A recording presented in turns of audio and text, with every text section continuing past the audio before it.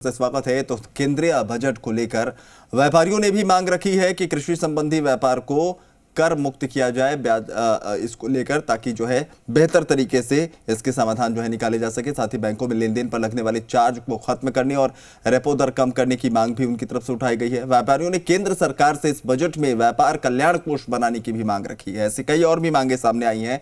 क्या कुछ कहा गया है, एक बार आपको सुनवाते हैं, फिर मेहमानों के पास चलेंगे। ये सर, किस तरीके से देखते हो आप केंद्र सरकार की इस बजट को?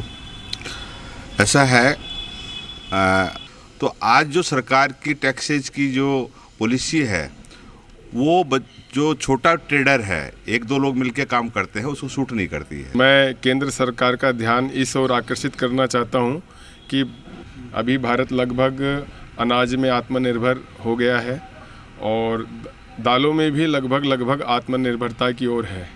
और क्या नाम जो हमारा सबसे मोटी, ये जूस और आइसक्रीम शॉप चलाते हैं और हर महीने 3 लाख तक कमाते हैं। आपको शुरू करना है, इनसे सीखना है तो फ्रीडम ऐप को अभी डाउनलोड कीजिए। समझते हैं कि जीएसटी की रेटें जो है अपनी इकसार नहीं है, कम करना चाहिए जिससे इंडस्ट्रियाँ पनप सके, हर आदमी व्यापार अपना सुचारू रूप से कर सके। मेन तो देखो, ये टैक्सेज की समानता होना बहुत ज़रूरी है। ये टैक्सेज की समानता नहीं होने की वजह से व्यापारी बहुत दुखी है और ये टैक्स की समानता सब में होनी चाहिए। जैसे 18% वाला है, जैसे 12% वाला है, तो उसको मिला करके एक लेवल में उसको लाना चाहिए। चलिए, तो मेहमानों को रुक कर लेते हैं। जिस तरह की मांगे आ रही हैं सामने, एक्सपर्ट्स हमारे क्या कुछ कह रहे हैं उनको भी समझना और जानना बेहद जरूरी है। बाबूलाल जी का रुख करेंगे सीधे। बाबूलाल जी, आप सुन रहे हैं, 2-3 चीजें हैं जो लगातार बार बार कही जा रही है कि व्यापार कल्याण कोष बनाया जाए और जो बार बार रेपो दर को कम करने की मांग उठती है, या फिर जो बैंकों के लेन देन पर जो चार्जेस हैं, ये तमाम चीजें कितना इफेक्टिव होंगी और क्या लगता है कि इस दिशा में जो है कुछ काम किए जाने की जरूरत और इस बजट में इसके प्रावधान लाने की जरूरत है? देखिए, मैं आपको एक उदाहरण देता हूं। केंद्र सरकार ने अगर कोई भी कैश निकालेगा तो उस पर 2 लाख रुपए के आगे फिर इन्होंने बैंक वाले टीडीएस चार्ज करेंगे। हमने केंद्र सरकार से कहा कि ये ठीक नहीं है, किसानों के हित में है ना, वहाँ व्यापार हो पाएगा। और उन्होंने एक छूट दी कि जो भी कृषि का लेन देन करता है वो व्यापारी जितना भी पैसा बैंक से निकालेगा उस पर टीडीएस नहीं कटेगा और उसके सकारात्मक परिणाम आए। और न केवल व्यापारियों को इसका फ़ायदा हुआ बल्कि इसका किसान को भी फ़ायदा हुआ। जैसे ही वो लेकर के अपनी फसल लेके आता है उसको पैसे मिल जाते हैं। इसी प्रकार मैंने एक कहा है कि भाई, आप एक बार कह चुके, मैं फिर कहता हूँ कि जीएसटी के अलावा जैसे मंडी टैक्स है, अब इस मंडी टैक्स को भी आप पूरे इंडिया का 1 कर दीजिए। 0.25 कर दीजिए। सब मंडियाँ, जहाँ भी मंडियाँ हैं उसमें जो भी कृषि जिन्स हैं, अभी ये क्या करते हैं कि अनाज पे 1% लगाएंगे, तिलहन पे 1% लगाएंगे, फिर अगर दालें आ गई तो 1.60 लगा देंगे, और जो कच्चा माल आया, ये मोटा माल, बाजरा, मक्का, ये जो बातें आप कह रहे हैं, ये मांग कोई नई नहीं है ना, ये मांग भी नई नहीं है, लेकिन वजह क्या है कि इस दिशा में जो है काम नहीं हो पा रहा उस तरह से, जबकि इसके फायदे जो है आप उंगलियों पर गिना सकते हैं। बावजूद जो है इस दिशा में 0.25 वाला जो 0.25 वाला जो मैं कह रहा हूँ आपको, ये मांग नहीं है। पूरे देश में ये मंडी टैक्स हो, अलग अलग प्रांतों में अलग अलग नहीं लगे, तो इससे ऑटोमेटिक ही जो इसका परिवहन है वो भी ठीक हो जाएगा। और दूसरी बात यह है कि निश्चित रूप से ये एक बहुत बड़ी बात है कि आपको रेपो रेट आप कम कर नहीं सकते। आप महंगाई घटाने की बात करते हैं और फिर आप कृषि को बढ़ाते नहीं हो। हम बार बार कहते हैं कि भाई, आप ये जो आपकी सरसों यहाँ अगर राजस्थान में पैदा होती है वो 50 लाख टन 55 लाख टन पैदा हुई है, 1 करोड़ लाख टन पैदा हो सकती है। इस पर जो कुछ करना है वो खर्च कीजिए, किसान को प्रोत्साहित कीजिए, किसान को लाइए, तो ऑटोमेटिक आपका जो आयात में इतना पैसा खर्च हो रहा है तेल पर, आज 1 करोड़ 45 लाख टन तेल आप आयात करते हो, उस आयात को आपका आयात घटेगा, आपका पैसा कम लगेगा। और आपका जो बार बार ये कहा जा रहा है कि निर्यात बढ़ नहीं रहा है और आयात बढ़ता जा रहा है, इस पर भी रोक लगेगी।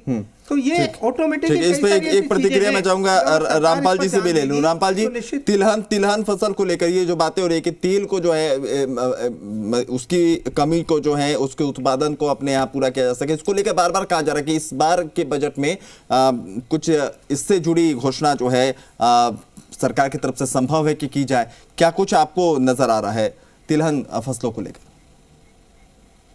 तिलहन को लेकर हम लगातार लड़ाई लड़ रहे हैं सरकार से, केंद्र सरकार से।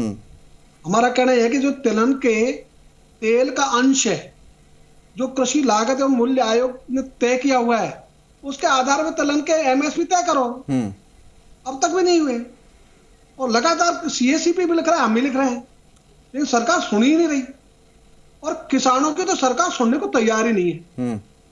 हम तो ये चाहते हैं कि यदि तिलहन में आत्मनिर्भर भारत हो, इससे बढ़िया बात क्या हो सकती है। बिल्कुल, किसान इसके लिए तैयार है। लेकिन सरकार तो यही कह रही है ना कि हम तो किसानों के सबसे बड़े हितैषी हैं। निश्चित आप तो हितैषी हो, हाँ, इसलिए आप चर्चा रख रहे हो, लेकिन जो सरकार की नीति निर्धारण करने वाले लोग हैं, हाँ, वहां तो आयात निर्यात नीति आज भी किसानों के हितों के प्रतिकूल है। अच्छा, इस कारण से जैसे दाम बढ़ना शुरू होंगे या आयात शुरू कर देंगे, निर्यात की छूट नहीं देंगे। तो इसलिए सरकार का जो ट्रेंड है अब तक का तिलहनों में भी, वो किसानों के पक्ष में नहीं और देश को आत्मनिर्भर बनाने के पक्ष में नहीं। इसलिए वो कहेंगे कि आप जो पाम ऑयल बनाते हो, यानी तेल के नाम पे किसको प्रमोट कर रहे हैं? ये उसको प्रमोट कर रहे हैं जो खाने का तेल है ही नहीं, पाम ऑयल। न उसमें सुगंध है, न उसमें स्वाद है, न वो खाद्य योग्य है। उसको उपरांत कह रहे हैं कि जितने भी तेल इंडस्ट्री है इसकी मिलावट करो 25%। ऐसी तो नीतियां बनाते हैं कि भाई आप तेल की शुद्धता रखो ना, जो हमारे देश के लोगों का स्वास्थ्य भी ठीक रहे, और जो तिलहन का उत्पादन कर रहा है उसको दाम दो। तो हम तो ये कह रहे हैं यदि किसानों को दाम मिल जाए तो तिलहन में भी देश आत्मनिर्भर हो जाएगा। तो इस बार के बजट के बाद ये उम्मीद रखे कि तिलहन में भी भारत आत्मनिर्भर बनेगा इस दिशा में, क्योंकि बार बार जिक्र हो रहा है, तो सरकार इस दिशा में कोई कदम उठाने जा रही है इस बार? नहीं, सरकार तो लगातार बोल रही है कि हम तिलहन आत्मनिर्भर, किसको प्रमोट करती है? सारा पैसा खर्च कर दिया वो पाम ऑयल पे और पाम ऑयल जो है ना तेल है ही नहीं। हाँ, मैं समझ रहा हूँ। तो तेल के नाम पर प्रचारित करना यही गलत है। सरकार पहले तो ये बंद कर दे। हमारा जो तेल है वो सरसों है, हमारा तिल है, हमारी मूंगफली है, तो इसको तो तेल मानती नहीं। जिसको जो तिलहन की हमारी उपज है, ऐसा हमारा लेना देना क्या पाम ऑयल से? ये तो केवल लोग बिचौलियों के उनकी कमाने की चीजें हैं जो सरकार से मिले रहते हैं। तो सरकार वो दोनों मिले रहते हैं, पाम ऑयल को प्रमोट करते रहते हैं। आज भी जितनी योजना तिलहन के विकास के नाम पर बनी है, सारा पैसा पाम ऑयल में। ठीक है, और उसी को खाओ, बाध्यता और स्वास्थ्य खराब करो। ठीक है, ये लोगों का भी स्वास्थ्य खराब करते हैं, तिलहन उत्पादक को भी मार रहे हैं। हमारा कहना है सबसे पहले उनको चाहिए ये पाम ऑयल पर पैसा खर्चा करना बंद करे। ये पैसा खर्च करे सरसों पे, ये पैसा खर्च करे तिलहन पर, वो करो ना। देखते हैं कि इस बार जो आप जो बातें कह रहे हैं और उस दिशा में, क्योंकि सरकार की तरफ से अलग अलग जो मौकों पर हमने जो सुना है, तो जैसे मोटे अनाज को लेकर जो है खुले तौर पर जो है अब सरकार कह रही है कि उसको प्रमोट करेंगे, तो तेल को लेकर भी अगर है और भारत आत्मनिर्भर बनता है तो कहीं ना कहीं किसानों के लिहाज से ये बहुत अच्छी और ऐतिहासिक कदम इसको कहें अगर, तो गलत नहीं होगा। खैर, एक बार अग्रवाल साहब मैं आपके पास आना चाहूंगा। एक बात कहना चाहूंगा। ठीक है, कह लीजिए। हाँ, सरकार जो मोटे अनाज का तिलहन के बारे में कहती है, उनकी बात को यदि पालना कर दे ना, उनकी कथनी करने का अंतर समाप्त कर दे तो हम खुश हैं। तो बजट तो पालना वाली ही बात है ना। देखिए ये सियासी मंचों पे भाषण और बजट, यही तो फर्क है दोनों में। इसलिए बजट में पालना होती नहीं। हाँ, तो बजट में यदि इस ढंग की नीतियां बन जाए तो बजट तो हमारी समस्या है।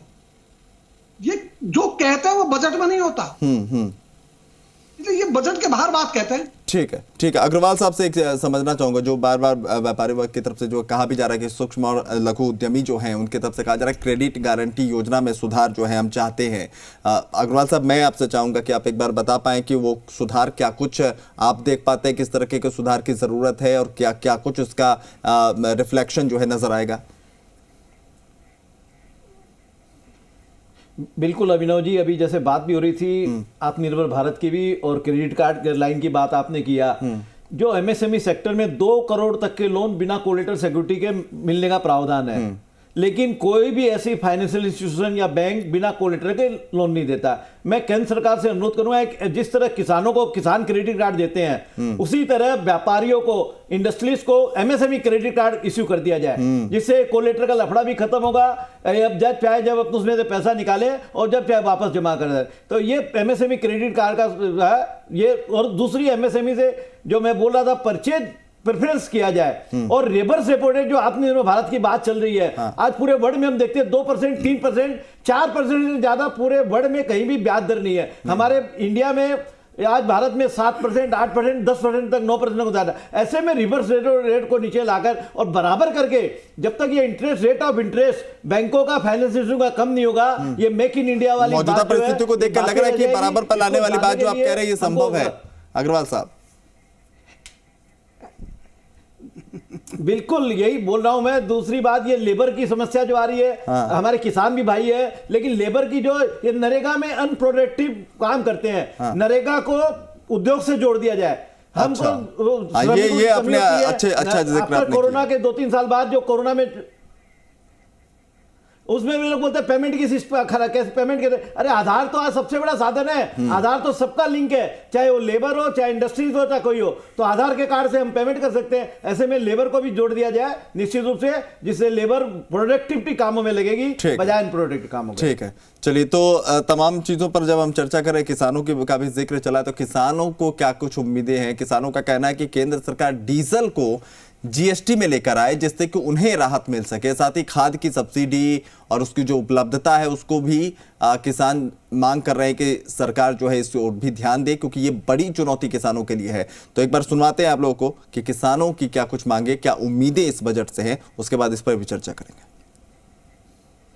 ये जूस और आइसक्रीम शॉप चलाते हैं और हर महीने 3 लाख तक कमाते हैं। आपको शुरू करना है, इनसे सीखना है, तो फ्रीडम ऐप को अभी डाउनलोड कीजिए।